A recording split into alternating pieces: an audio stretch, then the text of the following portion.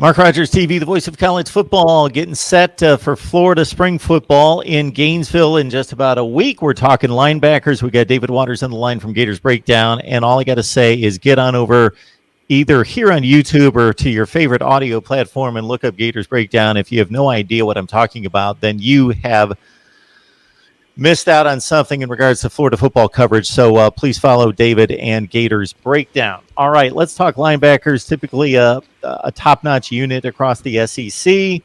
What are we looking at in regards to our 2020, and what are the questions and people that need to step up this spring?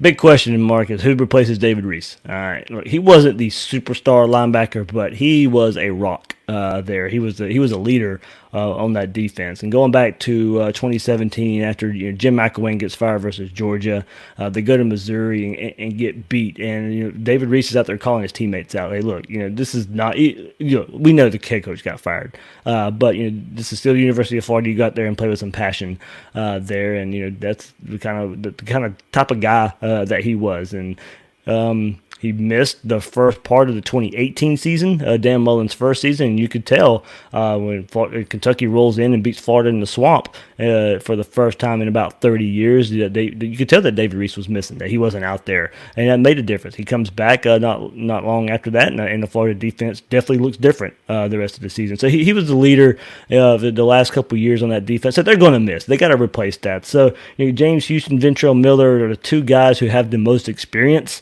out there, but they don't really necessarily bring anything special to the table. Much like David Reese, he was a rock, especially in the run defense. Struggled a little bit in defending the pass as a linebacker, probably a little slow to keep up with running backs and tight ends there. So made some plays sometimes, but James Houston, Ventrell Miller, they're going to be the guys who get the first shots at being that leader, being that rock in the center. But it's going to be some young guys. I think Derek Wingo will have to wait for in the spring the big-time linebacker recruit that they got. But can somebody like Tyron Hopper, who I know the coaches are really high on, the fan base is really high on, can Tyron Hopper crack this rotation early this spring? I think is something really, really big for him there. And somebody like Mahmoud Diabate, who he's going to be that leader on this defense at some point.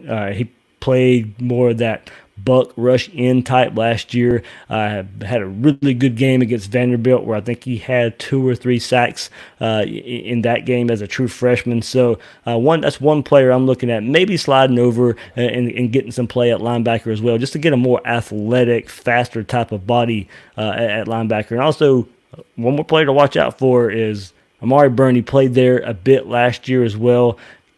Do they slide him over to the nickelback star position that we thought he'd play more of when he was a freshman? That's where he played later in the 2018 season. They slid him into that linebacker role, and he kind of played more there last year, got banged up, wasn't necessarily fully healthy for the whole year there. So two players I think who can shift from other positions into the linebacker position to get a little more athletic there are Diabate and Amari Burney. Burney with 37 total tackles, and you mentioned Diabate with a big game against Vandy, totaled 4 sacks on the season.